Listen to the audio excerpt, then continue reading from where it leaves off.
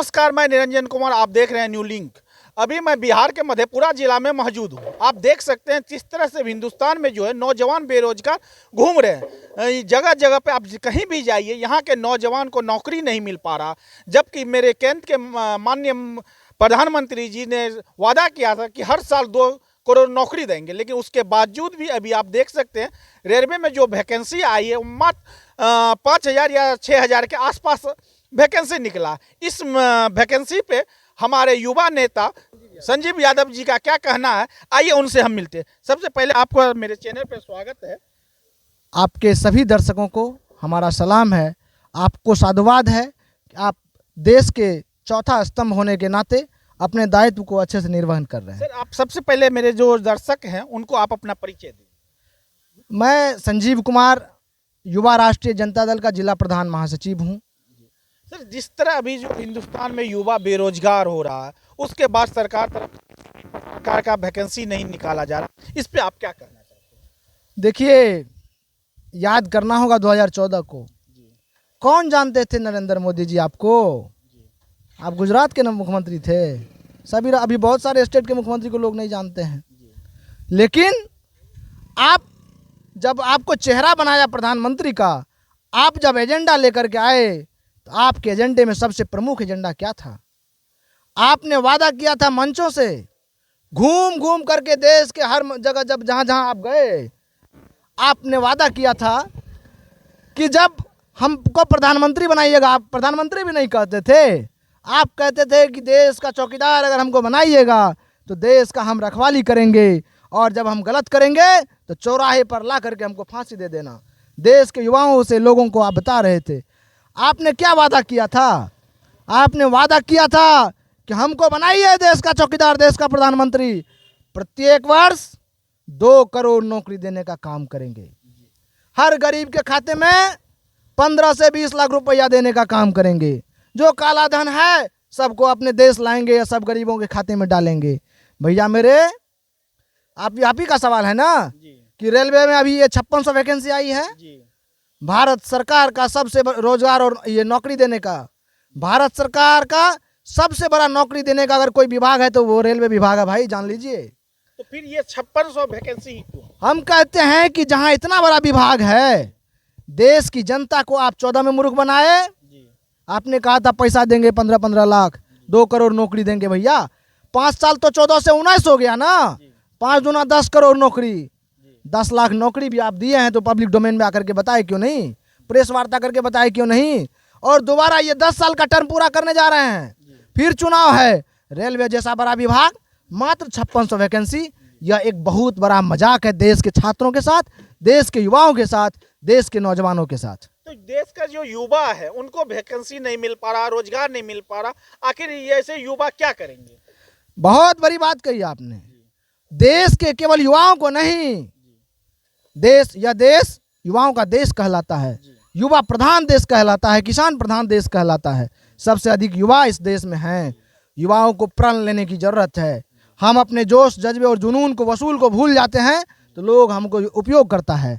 आज वही हाल भाजपा और इनका हो रहा है, एनडीए का, नरेंद्र मोदी, अमित शाह का।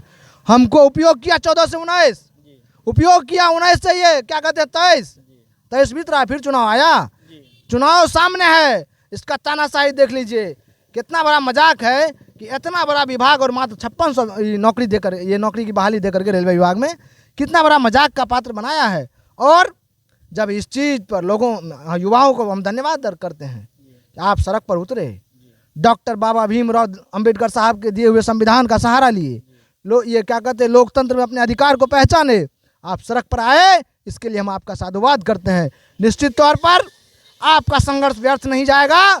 ये संविधान हमको शक्ति दिया है कि 5 साल में एक बार बटन दबा करके ऐसे तानाशाही तुगलकी को सत्ता से उतार करके फिर पाताल भेजेंगे, और जो हमारे हित और हक की बात करेगा उनको सत्ता में बैठाएंगे। तो सब कुछ युवाओं के हाथ में है। लेकिन यहाँ देख रहे हैं कि बीजेपी मंदिर बोल रहे हैं, हम अयोध्या में मंदिर बनाए हैं, इससे क्या युवा को बेनिफिट होगा? भैया मेरे, यही तो हम कह रहे हैं।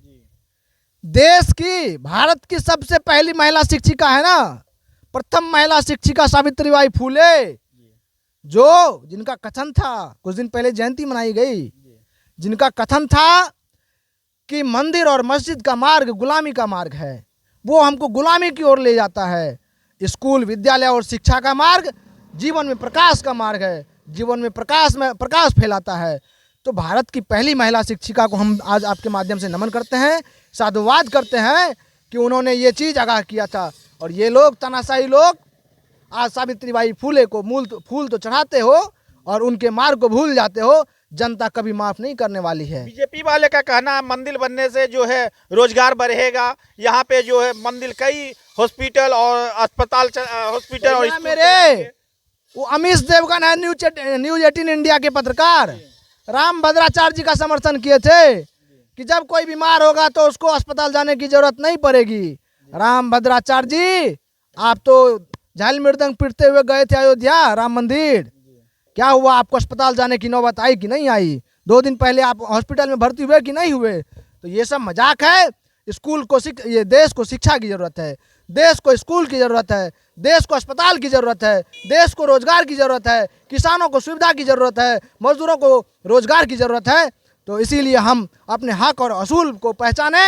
युवाओं से हम आह्वान करते हैं कि ऐसे तानाशाही लोग कभी हमारे देश का भला नहीं कर सकते।